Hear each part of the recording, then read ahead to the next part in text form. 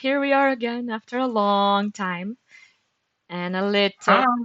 a little technical problem because we recorded this some days ago and then yes, no audio. So let's hope for the best. Let's hope this one It's a learning works. process. Oh yeah. But I think it's gonna be okay as far as I can understand and hear. Everything's working fine. So this is our episode number 2 of your Confluent educational podcast. And Yay. the idea is that we're going to talk about curriculum. So, Vanessa, what's curriculum? uh, so I was looking for different definitions on curriculum because we do know on like if you are teaching, you know exactly what the curriculum is. But if still like if you have to define curriculum, it's very complicated. So I used our chat GPT as Yay, a tool same here here. to help us define it. So, according to UNESCO, is that how you say UNESCO in Yeah, yeah, English? yeah. Well, I'm going to say UNESCO. It design, planning, and sequencing of teaching and learning processes. It includes a statement of purpose, contents, activities, and learning practices, as well as the modalities of for assessing learners' achievements. And this is the updated version of them that it was written in their Institute for Statistics in 2025. So it's very, very updated. Recent, yeah. In Yeah, it's summary, very, is what students should learn, how they should learn, and the outcomes of their learning, right? So it has to do with the content. It has to do a little bit with the approaches and methodologies, so how the learning is going to happen, and the assessments, right? So a uh, curriculum brings all of it, and we're going to yes, discuss if that's a good thing or a bad thing today, right? right. Because we had lots of different experiences in different places, and that had that has given us lots of different points of view, right? And Yes. the understanding of how a curriculum can affect our teaching or not, right? Yes. And I think that it starts with like first two big differences. So the first one is when you go to a school that has the material that we consider the curriculum because the material has everything. So if you have a Pearson, a Graw Hill, whatever the material is that you have, you're gonna use that curriculum because it's written all based on the standards, on the expectations for the grade level, and it brings all in one big batch for the teacher.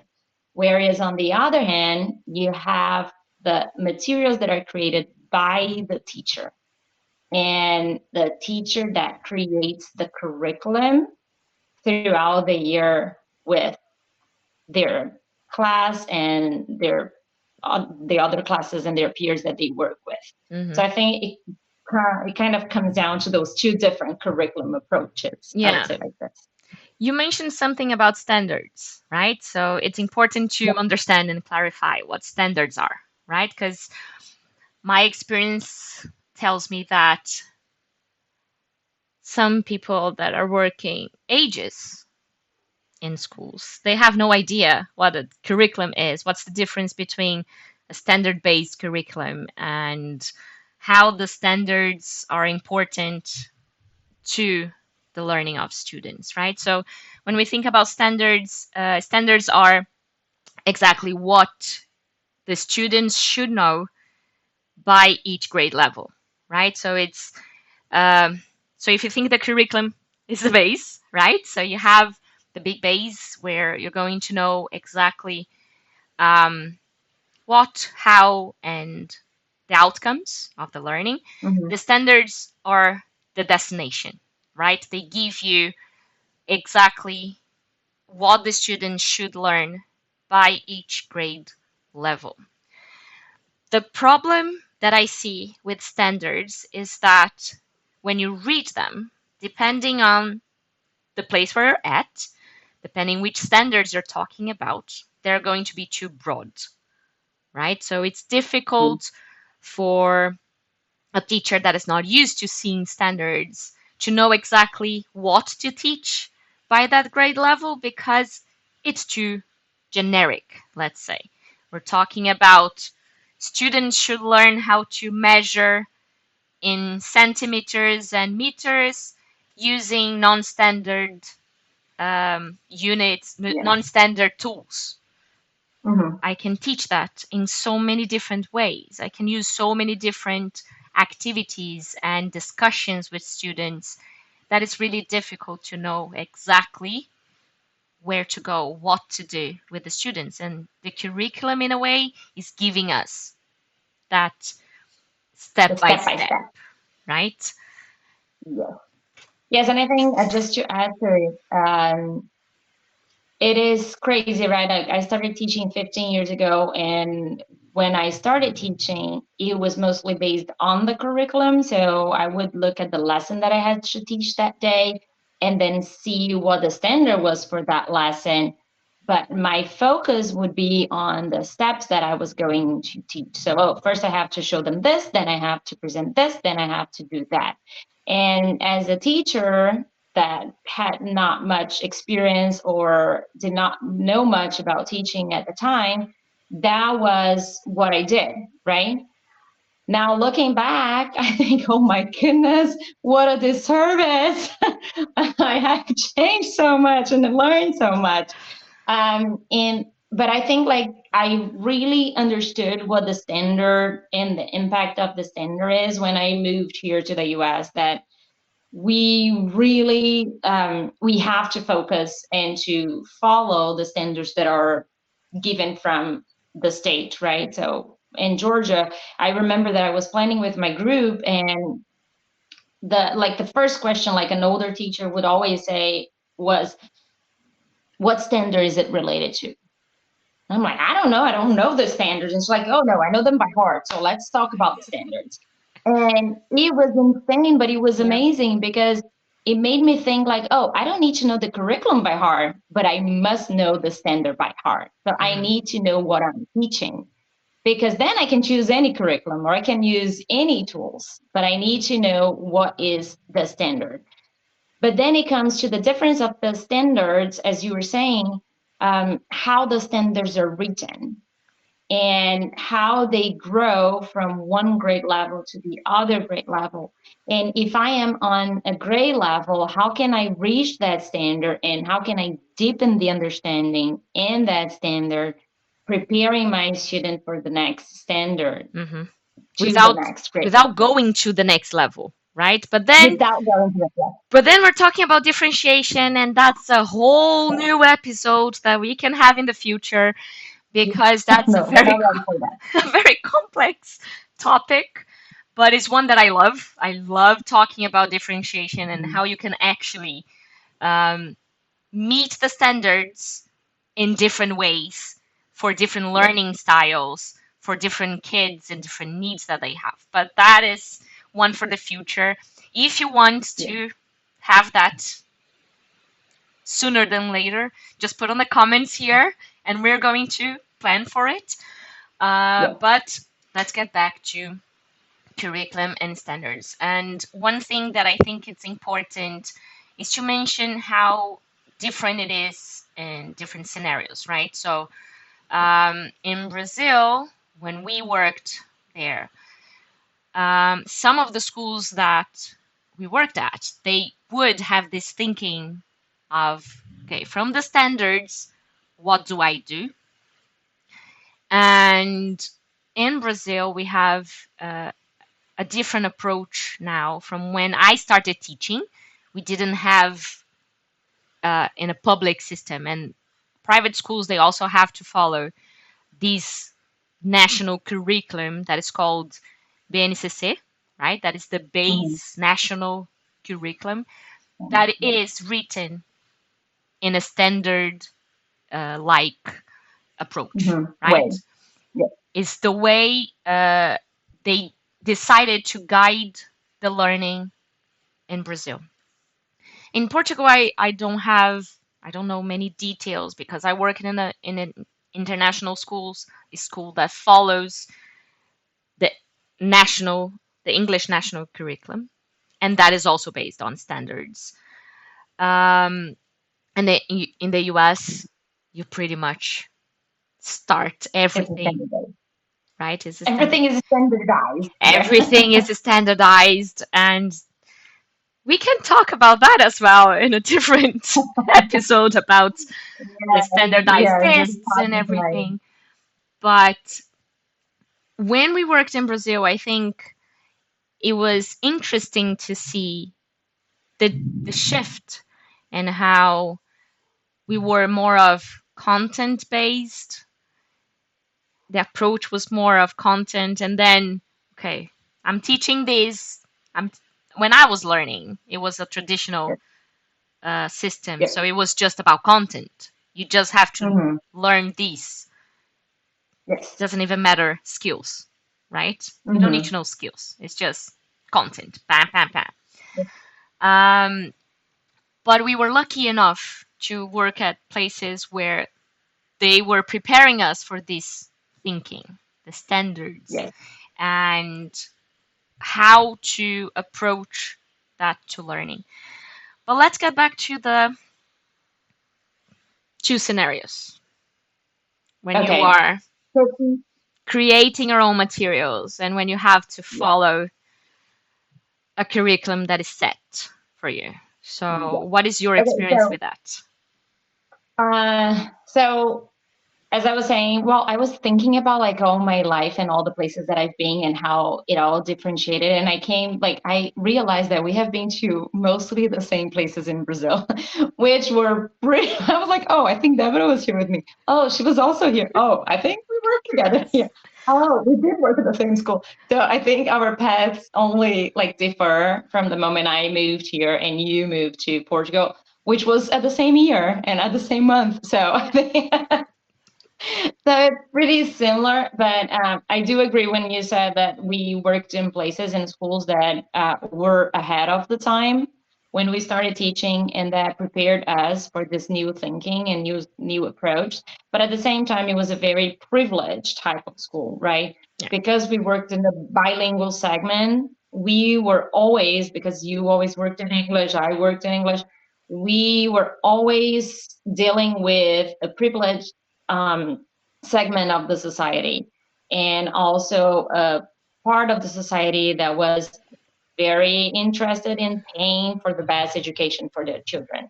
So when they were paying for the best education, they were looking for the best places with the updated approaches and that would see the children a different way and that would pay teachers well and that would invest in teaching learning, right? Hmm. So we learned a lot from all these people. And from starting from our first place that we worked at, that I started, it was completely content based, even though, but it was the discussion still between bilingual. Is it the same content we are teaching?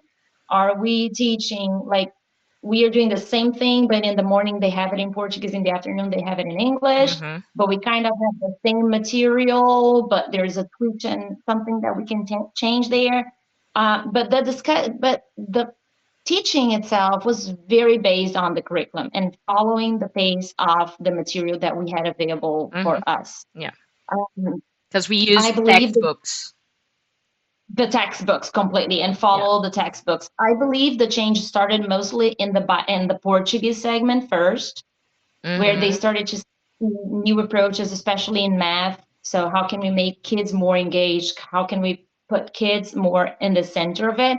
And then the curriculum started becoming a challenge Yeah. because if I want to have the children in the center of the teaching, how can I follow this sequence? Hmm.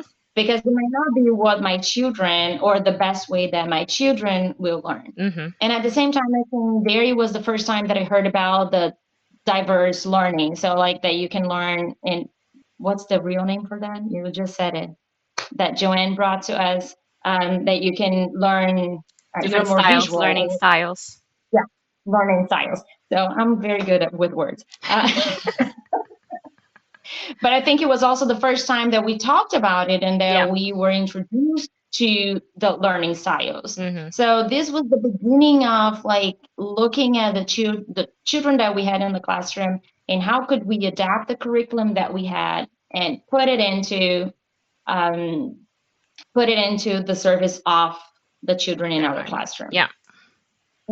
So on this side, like if you have the curriculum and you are using the curriculum to serve and see how you serve best the children that you have in your classroom, it gives the teacher a little bit more of a flexibility to what they are teaching and how they are teaching. Hmm. Um, on the other hand, then we move to an IB school where you have the themes and planning was amazing. Like we would sit down and plan for the Yes. next 2 weeks and everything would change in the middle of the way because we had an idea and children would have another idea. Like That we would was, have a provocation. yeah. And then after the provocation, all our planning was gone because they had questions that we didn't think of. And we're Yeah. like, okay, so now we have to plan for these questions, which was amazing because you're like, oh my goodness, it's so cool to have Hmm. children so engaged and with their hands on and participating. But on the teacher side, it's like, oh my goodness, it's What? so much work. And it's also Because, the thing about the control, right? Because yep, we lose control of what's going to be done next, in a way. Because we have to actually think about, okay, so this happened today. What am I going to do tomorrow? Right? It's a mm-hmm, constant reflection, right? And yep. for some people, that can be a huge discomfort, Oh yes, it's a trigger for sure. right? Go And on. that's where I think the knowledge of the standards, and I think that was at the time at the school that we worked at, they would call it indicators. And it was the first time that I started focusing on that because Mm-hmm. they were connected to the IB goals. So we have the IB goals, the PYP goals for our team. So PYP, it's the primary years program from the IB program. So it's like we had to achieve those PYP goals and at the same time follow the national standards and make sure that the children in that grade level were making the connection. Mm-hmm. Um, what was beautiful about that is that again, it was a very privileged school, so we would come just with a list and say, I need this for tomorrow, or I need Play-Doh, I need clay, I need paper, I Yeah. need whatever we needed. Here It it was is. provided. Yes. Yeah, and this was really nice because, and also that all the teachers were being taught, and we were on Mm-hmm. constant PD that would give us tools to Yeah. actually be there Yeah. and do that with the children. So even if you didn't have control of the outcomes, we were very well like backed. So we had Yeah. We had people behind support. us. We had a lot of We had a lot support, of support. Yeah. and so I think that's and for teachers that like to have control, but you need to put the children Children in the first. center of your control, things are going to change. And then this is a big like confusion. Mm-hmm. And how am I going to do that? Yeah. It's insane. And like, well, I can tell you that to this day, most of the teachers that I know, that's what they are scared of. It's like, how am I going to guarantee that my children will learn that thing if it does not come on their question or if it's not something that they Mm-hmm. are interested in, like do I have to keep them excited all the time, do I have to keep them in charge all the time, and those are questions that most of the time make them go back to the Curriculum. To the curriculum, little to the box. fixed To the box. curriculum Yeah. because it's safe. Yeah. I think that more details on that discussion are coming next episode, right? Because we're going to talk Yes, about yes, approaches and yes. methodologies and frameworks, right? But I think I really forgot what I was going to say. Oh my brain. It's Well, holiday. I can tell you, I don't know what is your reality right now, so let's talk about like, for example, I'm in Florida right now. and I work in the public education, which is completely different from the private school Mm-hmm. setting, right? So in the public school system, and it's something that I have never thought about it before, like a way that they have to make sure and to guarantee that every child has access I to the remember. same education is through the curriculum. Yeah. So it's guaranteeing that every single public school, every single kindergarten classroom is going to be teaching unit two, The week one. pacing, right? Exactly. And they are all touching the same standard. Mm-hmm. So this unit is based on these and these and this standard, and that's what you were teaching that week. Mm-hmm. And then they guarantee that all children, it doesn't matter if you're in a poor neighborhood or in a very wealthy neighborhood, all of them are going to be exposed to the same content, to the same material, and to the same Yeah, standards. but then we're going to get to another discussion that is educational policies and how Oh yeah, yeah, yeah, they, yeah, in the US especially, how they yeah. are constantly changing their approach based on political decisions. In Brazil, we have that as well, but it's not the same way, right? We don't have Mm-hmm. a completely different approach to teaching just Yes, because the right wing is in yes, oh charge, yes, right? We yes. don't have that, Uh-huh. luckily, right? In a way, because then we don't have Yes. to every 4 years change everything. But I remembered what I was going to say. So the idea of having them exposed to the same content and guaranteeing that they're going to be learning the same things. But there's one thing that sometimes get confused when we're thinking about student-centered approaches is that you're just going to do whatever they want. No, it's not that. We need to guarantee that they're going to be exposed to certain things. So we need to guarantee, and we teach lessons where they're going to have the content that they need to be able to move on to whatever skill or learning that needs to be done, right? Mm-hmm. But we can discuss this a little bit more in our next episode. I think Yeah, you're okay. my reality, we worked at some schools that were similar, right? Mm-hmm. And I've had the experience of working at schools that were transitioning.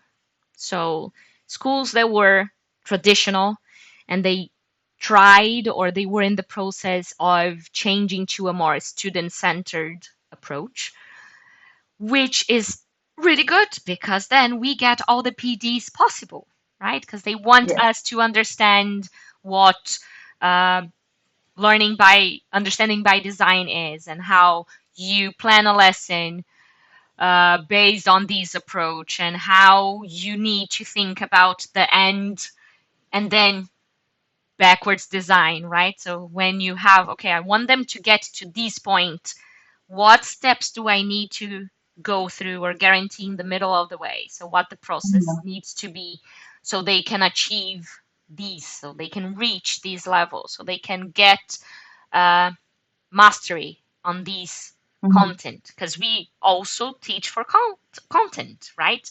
Mm-hmm. Um, when we're thinking about concept based, we also think about okay, I'm going to work through these concepts, but they need to reach this level. They need to get to this point. Um, and Yes. and I think the one that hit me hard in Mm-hmm. Brazil was working at a school that had a curriculum set, and you'd had no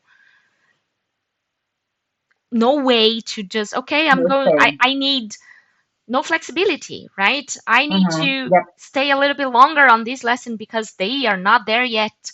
They need more time. Yep. No, you cannot. Just move on to the next. And I was like, Mm-hmm. but if they did not learn, they did not meet the standard, how can I move on to the next? Ah, don't worry. The next year, that's a next year teacher's problem. I'm like, no. I need to Mhm. guarantee that they know this, and this is the moment where they need to know this and learn Yes. this. Yeah, I do curriculum. think that there's no perfect scenario, right? I No, think that it is when you get to a school where they don't give you anything, they just give you the standards and say, like, go teach. it can It's also be. extremely Yeah. overwhelming for the teacher. And also, like, going back home every day, thinking about what you're going to teach the next day or how are you going to do it, or it is overwhelming Mhm. as a teacher because you can never relax. Like it's never on the perfect spot because it can always get better, Mhm. right? You could always have prepared more. You could always have had like an idea where they would be more engaged, or you are always going to have lessons that are not going to work. But that Uh, is in every scenario, right? yes, it is in every we scenario, but we have to understand that like that's like, sometimes you but plan. it's overwhelming. Yeah. But it's overwhelming. And well, I don't know about other places, but here sometimes I do so like I don't get paid well enough to go home and spend the rest of my day thinking about what's the best activity. Mhm. So having a curriculum Is going to give backs you me the up. tools. You just. It backs me up. Yeah. I'll be doing the bare minimum. Like I might be a terrible teacher and I'll be doing the bare minimum, but it's there. On the other hand, which is not like that's what I'm saying. Like no scenario is a perfect scenario, Mhm. Mhm. and that's why I think the discussion is so important because, and as I was telling you, here in Florida, and we have the curriculum. It is not optional. It's non-negotiable. We must teach it. Um, but the teacher that is teaching the curriculum is going to change how the student is receiving this curriculum. Mhm. So, like the school that I work at right now, we have, and it's a gifted school, and I can talk about more about the gifted education later on. But um, most of the kids in my school, they are in the gifted curriculum, which is a higher IQ, and they are introduced to some higher level thinking questions, and then they have like it's just a different way of teaching. But for example, we do have a little bit of a flexibility where I can pre-test my kids for that unit, for example. So if I'm going to teach a unit on identifying and representing numbers, I'm in kindergarten, right? So representing numbers from 0 to 10. So then I can pre-test those kids before teaching it. Mhm. And then I can work deeper on this concept with the kids that already have it. So I can see I can make tens in different ways, or I can go deeper in that concept. Mhm. And I can see which kids have no idea of what I'm talking about and they need the whole unit. And then I can think about different ways that I can teach that unit. Mhm. So I don't have the flexibility on, oh, I can choose not to use the material at all. I do have to follow, but at the same time, I can be flexible with how I'm reaching my kids with that content. Yeah. And even in language arts, if I have to teach, like, I don't know, sometimes we have the same story for 3 days. And, oh, well, my kids are done with identifying the characters of this story. So I can make them create their own characters with the same traits, or I can do the opposite. So think about the same characters, now give them different traits. And Mhm. how would the story be if we change the traits? Yeah. So I can use different approaches, but then it goes to the teacher and how we are reaching those kids. Mhm. And I think that, and it brings me to a question that I told you that it's like, what makes a good teacher? And the fact that we have been exposed to all of these different approaches, to all of these scenarios, did it make us a more flexible teacher, or a teacher with just like cards in the hat, like we just have different things that we can Yeah. pull out and figure out what's going to happen next? Mhm. And if we had stayed in only one approach or only in one school, how would we be teaching right now? Mhm. And that's why I believe so strongly on the connection and the bonding between teacher and student. And I think like once the bond exists and you know what you're doing, you can teach the child everything, Yeah, yeah. especially in the lower grades.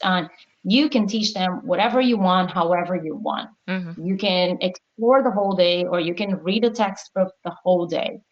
But if you have the connection, if you know the child that you have in your classroom, then this can be done in a way more effective way. Yeah, I agree with you that rapport is something that makes a huge difference when we're teaching. And there are tools, there are strategies to build rapport with Mm-hmm. your students. And Yeah.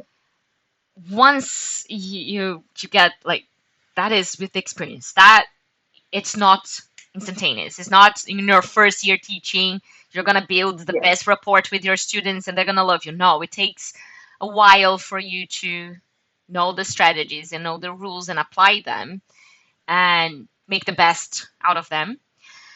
But I think that the fact that we had these different experiences in different schools, the more tools you have, Mm-hmm. the easier it is to choose the right one, Yep. right? Agree. For that moment. For that moment, yeah. And we have to understand, and this is something that we are going to discuss further. Um, Once we understand that a learner is a learner and everybody is able to learn, Mm-hmm. everybody, full stop. I'm not going to discuss that. Okay, that's my point of view. Mm-hmm. If you want to discuss that with me, please come and discuss it with me. But I I have agree. I have strategies that I can we can talk about. But Yeah. everybody is a learner. And I'm not talking Yep. only about the kids, okay? I don't know if that Uh-huh. was No, clear everybody. enough, but everybody is a learner. Once you understand that everybody is a learner, you also understand that there are different ways that people learn. And if I a teacher and I just know one way of teaching, I'm going to reach some students, but just some. For sure. Because we are lucky enough to have the no matter what students. I don't know if that has ever come to your knowledge, but we have some no matter what students. Because no matter I love what you that. say, no matter how you teach, no matter if you're there or not, they're going to learn. They don't need Yes. us. Yes. Yes. And That's so true. if we had a class full of no matter what learners, it would be so boring. I'm Yeah. sorry. Yeah. I would be really bored because if they don't need me, why am I there? Right? Well, we could have AI. Then you can just put them there. They really want to teach kids with a computer, so Right. just go there. And some students they don't even need the computers. They're gonna learn things their Oh, own they're gonna way, find. Yeah. right? Yeah. They're gonna Yeah. find their ways to learn. But if we go back to reality and we notice that some students, no matter what we do, they're not learning it fast enough. That's that's why it's important to have different tools. Because once you Mm-hmm. have that knowledge as a teacher, you can reach them and they will Yep. learn at their own Oh, pace, that's beautiful.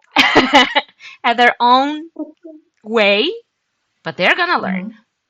And I Yep. think I have to be careful sometimes because sometimes I just forget about the no matter what learners.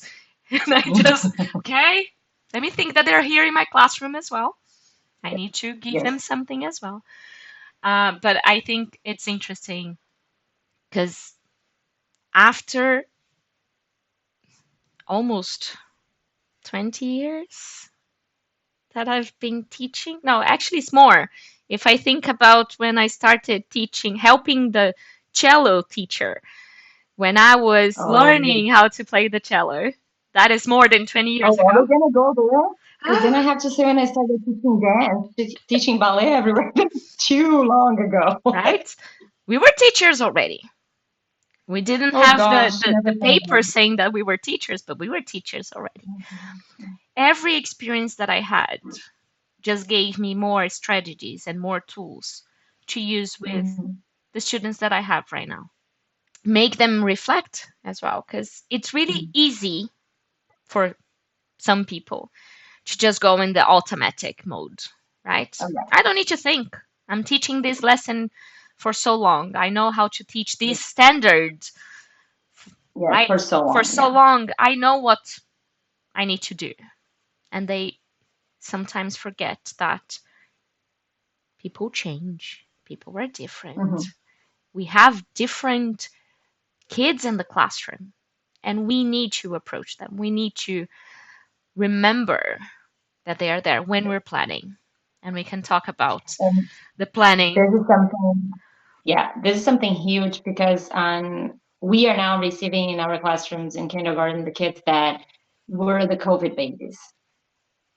And like, that's it. I've been teaching for so long that these kids, they have not lived in the world that I started teaching like 15 years ago. Yeah.